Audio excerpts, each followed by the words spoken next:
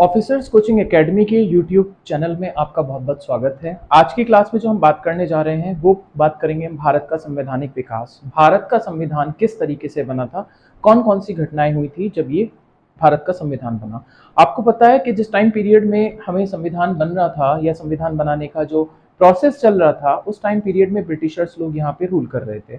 अब होता क्या है कि 1934 में सबसे पहली बार एक पर्सन थे जो कि कम्युनिस्ट थे, उनका नाम था sir M N Roy.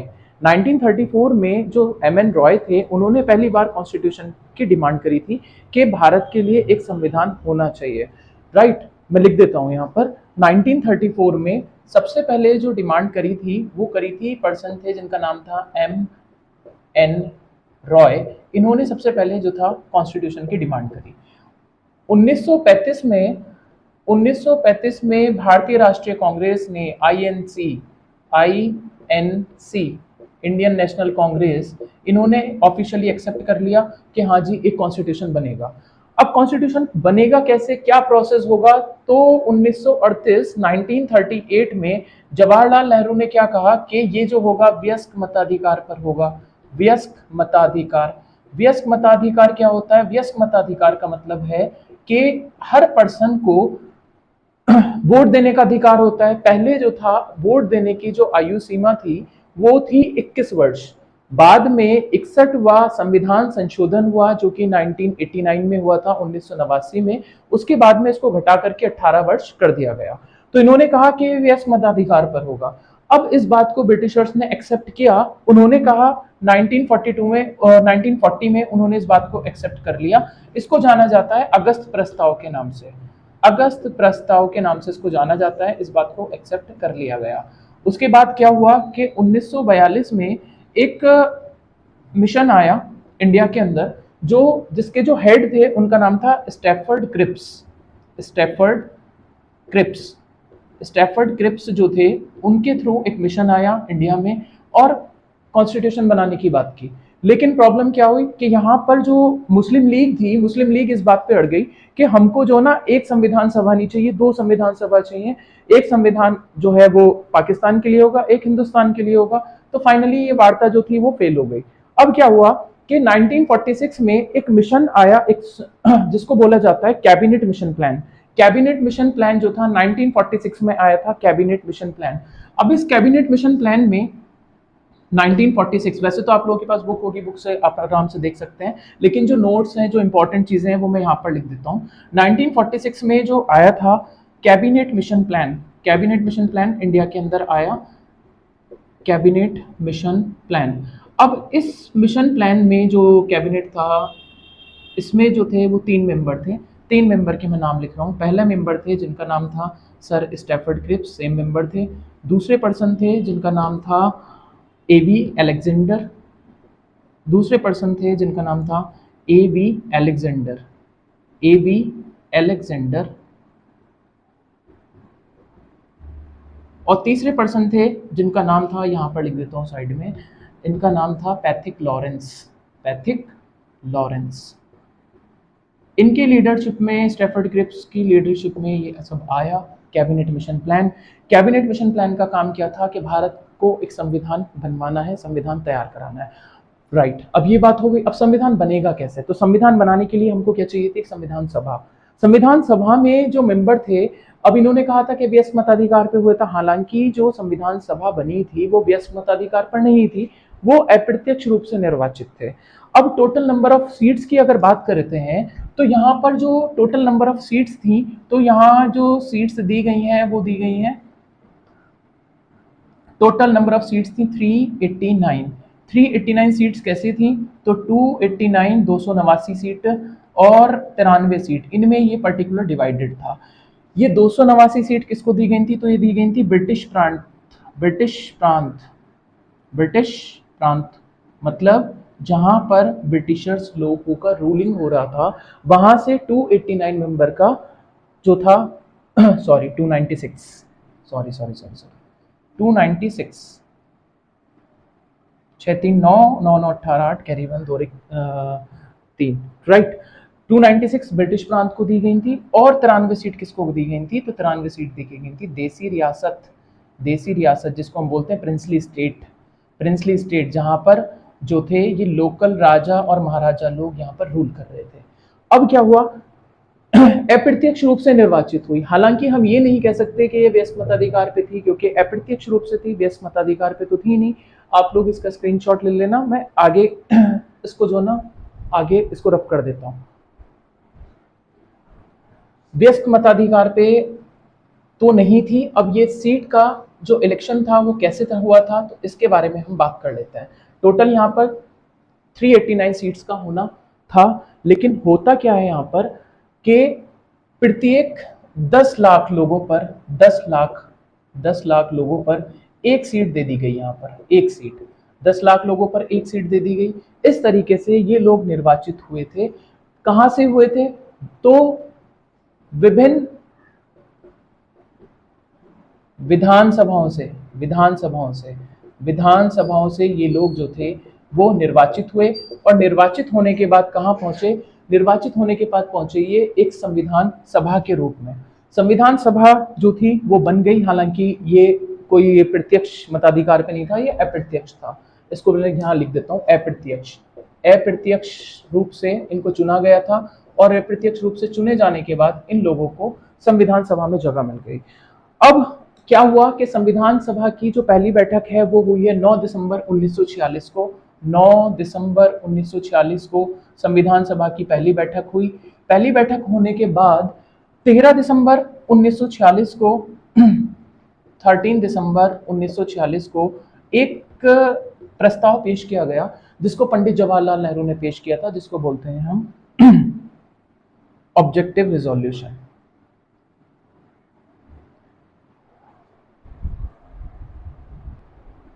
Objective resolution मतलब उद्देश्य प्रस्ताव। उद्देश्य प्रस्ताव पारित करने वाला जो पर्सन थे वो थे पंडित जवाहरलाल नेहरू। इन्होंने ऑब्जेक्टिव रिजोल्यूशन पेश किया था। अब ये ऑब्जेक्टिव रिजोल्यूशन क्या था, तो ऑब्जेक्टिव रिजोल्यूशन में कुछ बातें हैं, वो बातें मैं आपको बता देता हूँ क्या है। पहली बात तो ये थी कि भारत जो होगा एक संपूर्ण संप्रभुत्व होगा, मतलब भारत एक स्वतंत्र राष्ट्र होगा और संप्रभुत्व होगा, अपने डिसीजन जो है वो खुद लेगा, उसमें कोई बाहरी हस्तक्षेप नहीं होगा। दूसरा इन्होंने कहा था कि यहाँ पर जो लोग रहते हैं, अल्पसंख्यक लोग जो रहते हैं, अल्पसंख्यक लोगों के जो राइट्स हैं उनको प्रोटेक्ट किया जाएगा, मतलब अल्पसंख्यक लोगों को यहाँ पर जो है वो अधिकार दिए जाएंगे। तीसरी बात इन्होंने कही कि प्रत्येक पर्सन को जो है वो धर्म की स्वतंत्रता दी जाएगी, पूजा अर्चना की स्वतंत्रता दी जाएगी, कोई भी संघ बनाने की स्वतंत्रता, कहीं पर आने जाने की स्वतंत्रता, इसके अलावा जो है इकोनॉमिकल पॉलिटिकल जस्टिस प्रोवाइड किया जाएगा। चौथी बात इन्होंने ये बोली कि इंडिया के अंदर जितने भी सामाजिक आर्थिक पिछड़े हुए लोग हैं, जिसमें आपका आता है आपका शेड्यूल कास्ट, इसके अलावा आता है आपका शेड्यूल ट्राइब्स, इन सभी लोगों को जो है वो एजुकेशनल इंस्टीट्यूशंस में, इसके अलावा शैक्षिक संस्थान के अलावा जो सरकारी नौकरियां हैं, और इसके अलावा जो हमारे असेंबलीज हैं, विधानसभा हो गई, इसके अलावा जो है ना सेंट्रल लेजिस्लेटिव असेंबली हो गई, इन सब में इनको रिजर्वेशन दिया जाएगा। इसके अलावा एक प्रोविजन और था इसमें, जिसको बोलते हैं हम डिवाइडेशन ऑफ पावर्स। पावर जो है, जो शक्ति है, उसका जो था डिवाइडेशन होना था स्टेट के बीच में और सेंट्रल गवर्नमेंट के बीच में, दोनों के बीच में शक्तियों का विभाजन। इस तरीके से ये ऑब्जेक्टिव रिजोल्यूशन पेश किया गया था। और ऑब्जेक्टिव रिजोल्यूशन को जो अपनाया गया है वो 22 जनवरी 1947 को इसको अपना लिया गया। इसको संविधान सभा ने इसको अपना लिया गया। उद्देश्य प्रस्ताव, आई होप, चलिए लिख देता हूं मैं यहाँ पर, कुछ प्रोविजंस हैं, इससे आपको याद रहेगा कि कौन कौन सी चीजें जो है उद्देश्य प्रस्ताव में आई थी। क्योंकि ये उद्देश्य प्रस्ताव जो था ये बाद में हमारा संविधान जो था ना, संविधान का इंट्रोडक्शन बन गया, जिसको बोलते हैं प्रस्तावना। मतलब मैक्सिमम चीजें जो ली गई है ना, जो प्रस्तावना है, जो हमारा इंट्रोडक्शन है संविधान का, जिसमें लिखा हुआ है कि भारत एक संपूर्ण संप्रभुत्व समाजवादी पंथ निरपेक्ष, जो ये वर्ड जोड़े गए हैं ना, धर्मनिरपेक्ष, तो ये तो वर्ड तो बाद में ऐड हुए थे, लेकिन इनकी जो प्रस्तावना है कि लोगों को इकोनॉमिकल पॉलिटिकल जस्टिस दिया जाएगा, वो सारी के सारी जो कॉन्सेप्ट हैं वो सब यहीं से लिए गए हैं, ऑब्जेक्टिव रिजोल्यूशन से, उद्देश्य प्रस्ताव से। पहला प्रोविजन था कि भारत एक संपूर्ण संप्रभुत्व संप्रभुत्व, भारत एक संपूर्ण संप्रभुत्व स्वतंत्र राष्ट्र होगा। स्वतंत्र स्वतंत्र स्वतंत्र राष्ट्र होगा। स्वतंत्र राष्ट्र होगा। दूसरा कॉन्सेप्ट इसमें क्या था? दूसरा इसमें दिया गया था वयस्क मताधिकार होंगे। वयस्क मताधिकार मीन्स सबके पास जो है वो वोट देने का अधिकार होगा। तीसरी बात इसमें क्या बोली गई थी? तीसरी बात बोली गई थी कि यहाँ पर अल्पसंख्यक के अधिकारों को, अल्पसंख्यक अल्पसंख्यक के अधिकारों, अल्पसंख्यक को अधिकार दिए जाएंगे। अल्पसंख्यक को अधिकार दिए जाएंगे। चौथी बात यहाँ पर की गई थी किसकी? जो हमारे यहाँ पर आरक्षण है, आरक्षण आरक्षण के बारे में बोला गया था। इसमें एससी और एसटी कम्युनिटी के लोगों के लिए बोला गया था। जो पांचवी बात इसमें क्या थी? पांचवी बात इसमें ये थी कि यहाँ पर जो शक्तियां हैं, शक्तियों का बंटवारा, शक्तियों का बंटवारा, शक्तियों का बंटवारा होगा। इसके अलावा और क्या बात बोली गई थी? तो यहाँ के लोगों को यहाँ के लोगों को जो राइट दिए गए हैं, राइट कौन कौन से दिए गए हैं? संघ बनाने का अधिकार, संघ बनाने का अधिकार, बोलने का अधिकार, पूजा अर्चना का अधिकार, बोलने का अधिकार, पूजा अर्चना का अधिकार, ये सारे अधिकारों की बात यहाँ पर की गई थी। बोलने का अधिकार, इसके अलावा आने जाने का अधिकार, जो निर्बाध आचरण है उसके लिए आने जाने का अधिकार, ये सारे अधिकारों की बात इसमें जो थी वो की गई थी। इन सभी अधिकारों की बात की गई थी। तो ये था आपका ऑब्जेक्टिव रिजोल्यूशन, राइट, उद्देश्य प्रस्ताव। अब उद्देश्य प्रस्ताव बन गया, उद्देश्य प्रस्ताव जो था वो पास भी हो गया। अब आगे क्या हुआ? आगे देखो, ये जो लोग थे, ये लोग जो थे वो अब डिवाइड हो गए बहुत सारी कमेटीज में। वो इसमें कुछ माइनर कमेटीज बनी, मतलब कुछ छोटी कमेटियां थी, समितियां थी, और कुछ बड़ी समितियां थी। अब ये छोटी समितियां और जो बड़ी समितियां थी, इसमें सबसे इंपॉर्टेंट एक समिति थी जिसका नाम है ड्राफ्ट कमेटी।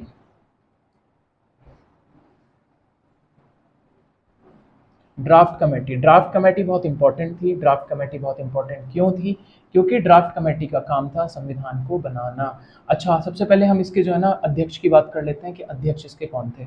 तो जैसे कि हमने पढ़ा था, हमारा जो रिवॉल्यूशनरीज थे वो भी हमारे जो ना रशिया से सबसे ज़्यादा जो थे इंस्पायर्ड थे।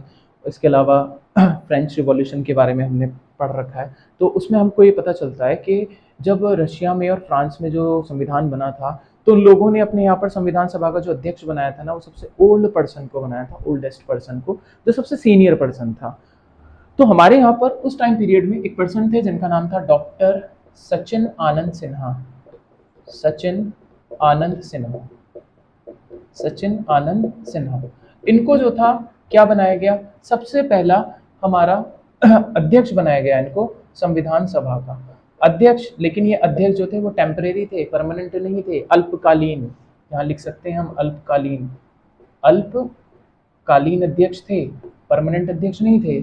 परमानेंट अध्यक्ष किसको बनाया गया? तो बाद में बनाया गया था डॉक्टर राजेंद्र प्रसाद को, डॉक्टर राजेंद्र प्रसाद को बनाया गया, राइट। इसके अलावा और क्या हुआ इसमें? हमारे यहाँ पर अगर बात करें तो संविधान उस टाइम पीरियड में दो काम चल रहे थे। एक काम तो क्या चल रहा था, नॉर्मल संविधान बन रहा था, और दूसरा काम क्या चल रहा था कि यहाँ पर आम नागरिकों के लिए, जो कॉमन सिटीजन्स थे, उन लोगों के लिए जो ना कानून बनाने का काम चल रहा था। तो जब कभी भी बैठक होती थी ना संविधान वाली, तो संविधान वाली बैठक में होते थे डॉक्टर राजेंद्र प्रसाद अध्यक्ष, और जब कानून बनाने वाली वो होती थी क्या बोलते हैं उसको, मीटिंग होती थी या बैठक होती थी, तो उसमें जो अध्यक्ष होते थे वो होते थे जीवी मावलंकर, जीवी मावलंकर, ठीक है। ये कौन सा था? साधारण कानून, साधारण कानून बनाने, कानून जब बनता था या उसकी बैठक चलती थी तो उसमें अध्यक्ष होते थे जीवी मावलंकर, और दूसरे राजेंद्र प्रसाद, ये थे संविधान सभा के, संविधान सभा के, राइट। अब संविधान सभा का एक जो था वो लीगल एडवाइजर भी था, लीगल एडवाइजर एक विशेष सलाहकार, कानूनी सलाहकार, ठीक है। उसमें नाम आता है M.N. रॉय का, sorry B.N. Rao, B.N. Rao, DN Rao, right. ये कौन थे? संवैधानिक सलाहकार, सॉरी विधिक सलाहकार, लीगल एडवाइजर, विधिक सलाहकार, ये डेटा बहुत इंपॉर्टेंट है, ये आप लोग याद रखिएगा। इसके बाद जब हम बात कर रहे थे, वो बात कर रहे थे हम ड्राफ्ट कमेटी के बारे में। ड्राफ्ट कमेटी जो थी, बहुत सारी, वैसे तो बहुत सारी कमेटी थी, संघ संविधान समिति थी, इसके अलावा प्रांतीय संविधान समिति थी, इसके अलावा अल्पसंख्यकों की समिति थी, इसके अलावा बहुत सारी समितियां इसमें बनाई गई थी, लेकिन सबसे इंपॉर्टेंट जो है वो है draft committee. Draft committee, draft committee, draft committee, draft committee के जो हेड थे ना, उनका नाम था, सबसे पहले जो हेड थे उनका नाम था डॉक्टर BR अम्बेडकर। इनकी लीडरशिप में ये कमेटी बनी थी, BR अम्बेडकर। BR अम्बेडकर के अलावा यहाँ पर 6 लोग और थे, 6 के 6 नाम मैं यहाँ पर लिख रहा हूँ। दूसरे पर्सन थे, इनका नाम था सैयद मोहम्मद सादुल्लाह, सैयद मोहम्मद सादुल्लाह। इसके अलावा KM मुंशी, KM मुंशी। इसके अलावा चौथे पर्सन थे जिनका नाम था अल्लादी कृष्ण स्वामी अय्यर, अल्लादी कृष्णा स्वामी अय्यर। एक पर्सन आपके थे जिनका नाम था TT कृष्णामाचारी, TT कृष्णामाचारी। ये जो आए थे ना TT कृष्णामाचारी, ये जो DP खेतान थे ना, पहले ये मेंबर थे, लेकिन इनकी डेथ हो गई थी तो आए TT कृष्णामाचारी। दूसरे पर्सन थे जिनका नाम था N माधव राव, N माधव राव।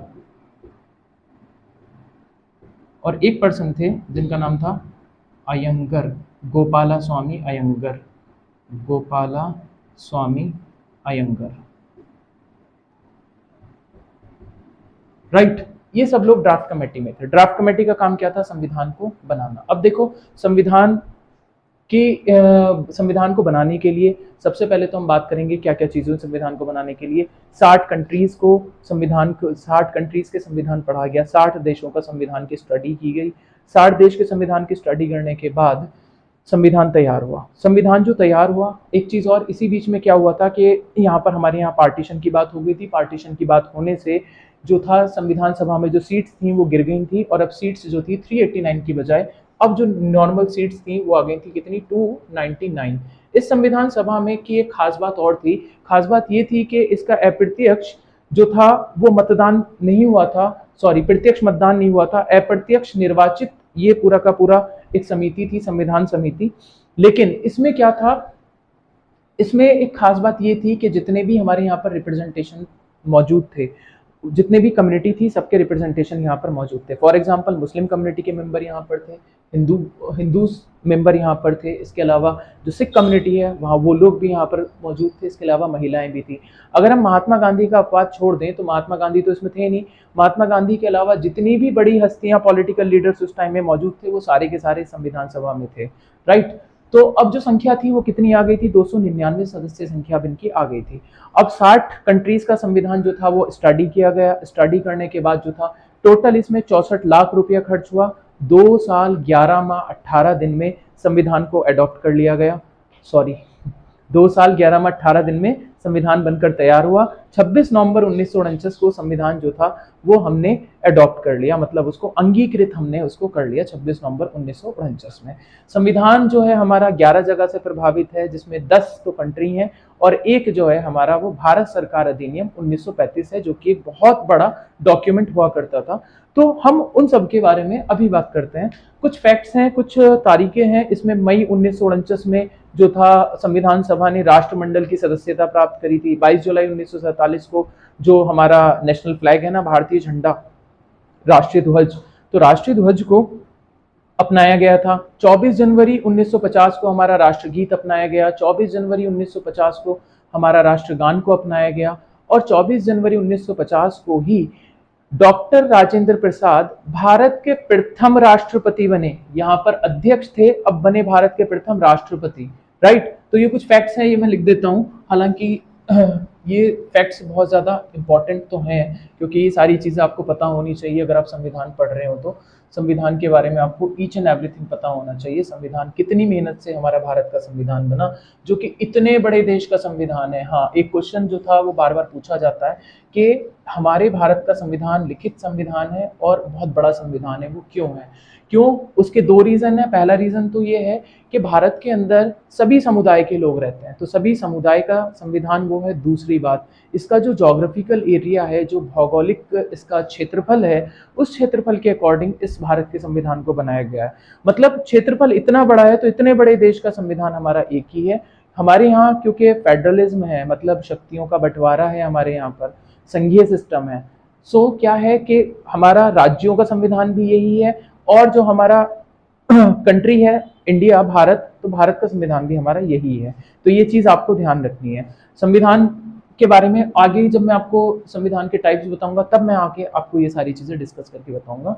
अभी जो बात कर रहे हैं हम वो बात कर रहे हैं कुछ फैक्ट्स की जो संविधान से रिलेटेड थे। सबसे पहले कितने देश के संविधान हमने स्टडी किए थे? तो 60 देशों के संविधान को स्टडी किया। खर्च हमारा कितना आया? तो वो आया 64 लाख रुपए का खर्च इसमें उस टाइम में आया था। कब हमने इसको जो था अंगीकृत किया? अंगीकृत मतलब एडॉप्ट हमने अब इसको कब किया? तो अंगीकृत हमने इसको किया था 26 नवंबर 1949। जब हमने इसको अंगीकृत किया तो इसके बहुत सारे प्रोविजन हमने तभी से लागू कर दिए थे। पूरा का पूरा संविधान जो लागू हुआ है ना, वो हुआ है हमारा फिर लागू जो हुआ है वो 26 जनवरी 1950 में हुआ है। 26 जनवरी 1950, जिसको हम 1950 जिसको हम गणतंत्र दिवस के रूप में मनाते हैं। इसके अलावा समय हमें कितना लगा था? तो समय लगा था 2 वर्ष 11 माह और 18 दिन का इसमें समय लगा संविधान के बनने में, तब जाकर के संविधान तैयार हुआ। संविधान कितनी हमारे जो संविधान के सोर्सेज क्या क्या हैं, स्रोत क्या क्या हैं? अगर हम स्रोत की बात करते हैं तो स्रोत में एक तो आता है हमारा 10 तो आते हैं देश, जिस देशों से हमने प्रोविजंस लिए हैं, और एक आता है हमारा जिसको बोलते हैं भारत सरकार अधिनियम। भारत सरकार अधिनियम, भारत सरकार अधिनियम, भारत सरकार अधिनियम, राइट। भारत सरकार अधिनियम। नेक्स्ट, इसके बाद जो है हम बात करते हैं कि कौन कौन सी चीज़ें हुई थी यहाँ पर। तो वो सारे फैक्ट्स हैं, मैं यहाँ पर आपको लिख देता हूँ। सबसे पहले हमने मई, इसको रफ करना पड़ेगा, स्क्रीनशॉट ले लेना इसका, मैं इसको रफ कर रहा हूँ।